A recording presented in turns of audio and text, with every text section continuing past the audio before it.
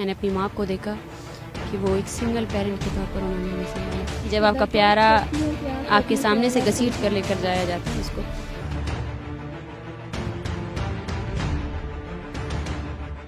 میں جب ان کے چہروں کو دیکھ رہی تھی تو شاید مجھے لگتا تھا کہ وردی کے پیچھے کوئی انسان ہے، لیکن مجھے افسوس ہوا کہ نہیں ہے. یہ شاید وردی پہننے کے بعد انسانیت ختم ہو جاتی ہے. ایک برہم تھا ہمارا، وہ ٹوٹ گیا.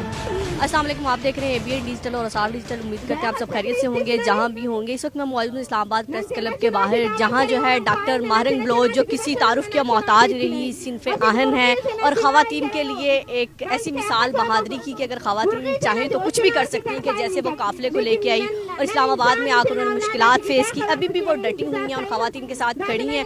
ان سے پوچھتے ہیں کہ خواتین کو ویسے نازک کہا جاتا ہے، لیکن ماہرنگ نے بلوچ نے یہ ثابت کیا کہ خواتین کچھ بھی چاہیں کر سکتی ہیں. السلام علیکم. وعلیکم السلام. مارنگ، جب آپ سے ملتے ہیں تو لگتا ہے نہیں ہے کہ آپ کے اندر اتنا حوصلہ ہوگا کہ خواتین کو ہمیشہ یہ کہا جاتا ہے کہ اتنی مشکلات نہیں فیس کر سکتی. کیسے یہ حوصلہ کہاں سے آیا؟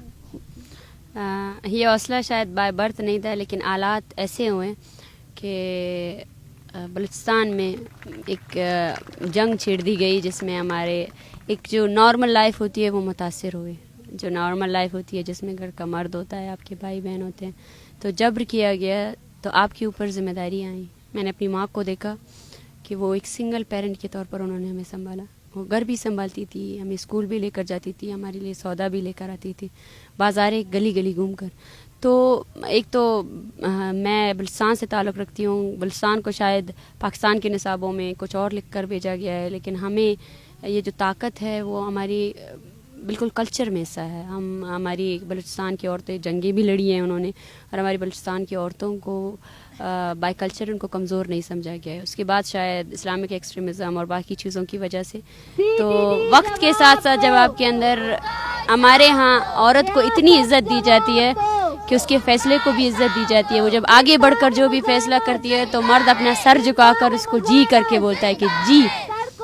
تو یہ چیز میرے خیال سے میں بیان نہیں. آپ کی بات کاٹ رہی ہیں، آپ نے کہا کہ والد آپ کے سنگل، تو کتنے سال کی تھی جب آپ نے والد کی کمی محسوس کی اور آپ کو پتہ چلا کہ میرے والد؟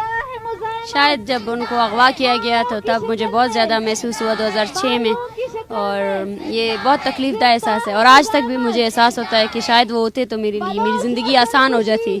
سال ہو گئے ان کو؟ 2011 سے لے کر آج 2023 سے ان کو آج 13 سال ہو گئے ہیں جو ہم سے بچھڑ گئے.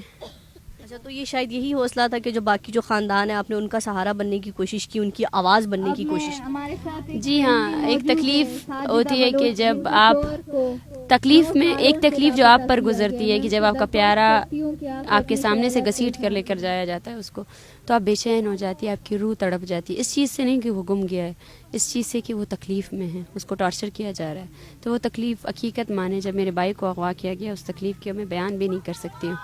میں ان کی تکلیف کو سمجھنے کی کوشش کرتی ہوں، اور شاید میں نے اپنے آپ کو انہی کے اندر پایا ہے. جب وہ میرے والد کی مسخ شدہ لاش پھینک کر وہ لوگ چلے گئے، مجھے آج بھی لگتا ہے کہ وہ اسی قید خانے میں.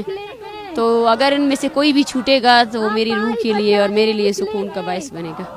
مارنگ اسلام آباد میں آئی، اسلام آباد پولیس کا آپ کے ساتھ کیا رویہ تھا؟ یقین کیجئے سوشل میڈیا پر ہر پاکستانی کی بلوچیوں کے لیے آواز تھی، آپ کے ساتھ تھے، سب کھڑے تھے اور سب کو وہ تکلیف محسوس ہو رہی تھی، چاہے وہ کچھ کر نہیں سکتے تھے لیکن سوشل میڈیا پر بھرپور آواز اٹھائی گی.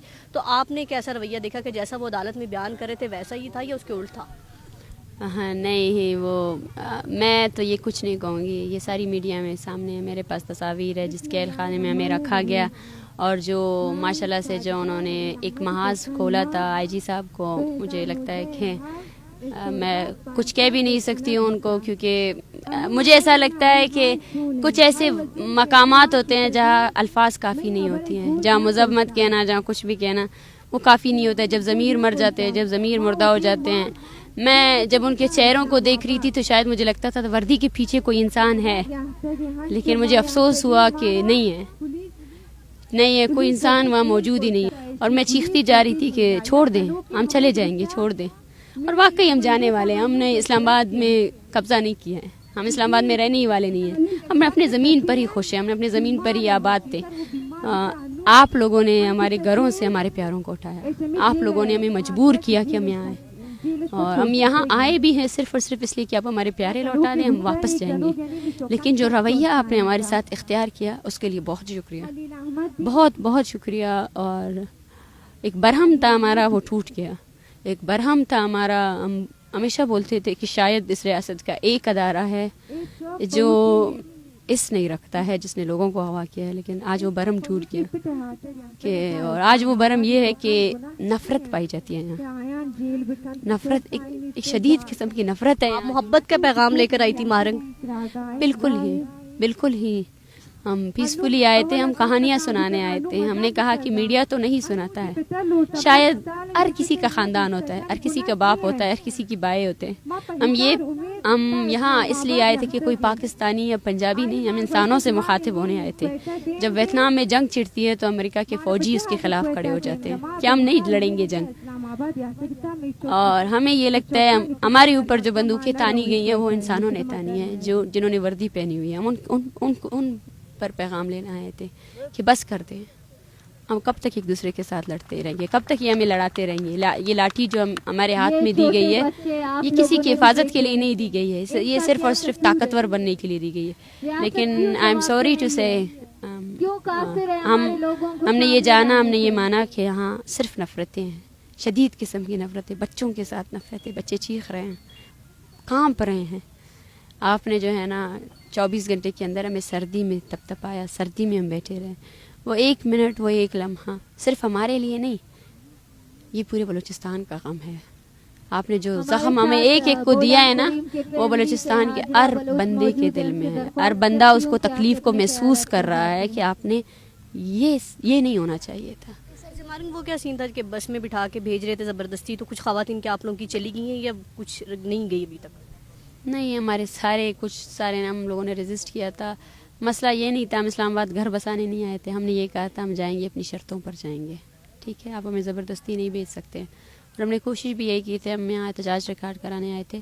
ہمارا مقصد اسلام آباد میں یہ ہے کہ ہم بلوچستان کا جو مسئلہ ہے وہ انٹرنیشنل دنیا اور یہاں اسلام آباد میں جتنے لوگ ہیں، میڈیا ہے، ان کے سامنے لا سکے، ان کو بتایا جا سکے کہ بلوچستان میں کیا ہو رہا ہے، کیا قتل و غارت ہو رہی ہے، معصوم لوگوں کو مارا جا رہا ہے. میں نے پولیس سے یہی سوال کیا تھا، آپ آج ہمیں زبردستی بھیج دیں گے، کل ہم واپس نہیں آئیں گے.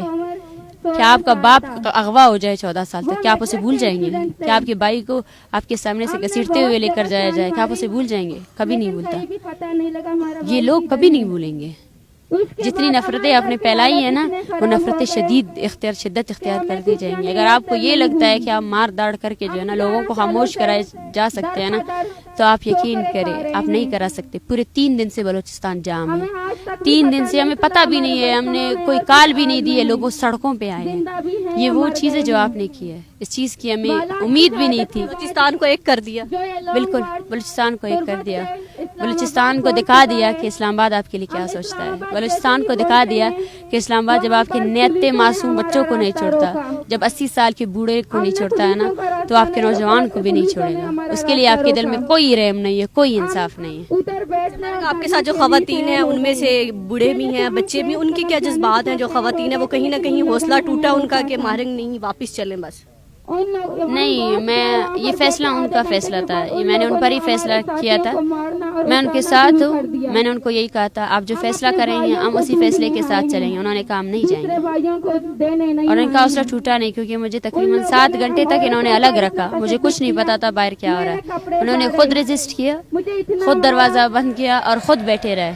حالانکہ بوڑھی عورتیں تھیں، واش روم کی بھی ضرورت تھی، بچے روتے رہے تھے، لیکن انہوں نے کہا نہیں. یہ وہ چیز تھی جو آپ لوگوں کو سیکھنی چاہیے. جب ہمارے بوڑھے لوگ جو ہے نا مذمت کر سکتے ہیں تو آپ کو کیا لگتا ہے بلوچستان میں لاکھوں کی آبادی بیٹھی ہے، وہ آپ کے ظلم و ستم کو کیسے برداشت کرے گی؟ تو ظلم و ستم کبھی برداشت ہو ہی نہیں سکتا. Thank you. جی بالکل، آپ نے ماہرنگ کی گفتگو سنی کہ وہ یہاں پر ہیں اور ان کی جو خواتین جو ہے وہ بالکل ساتھ رہیں گی.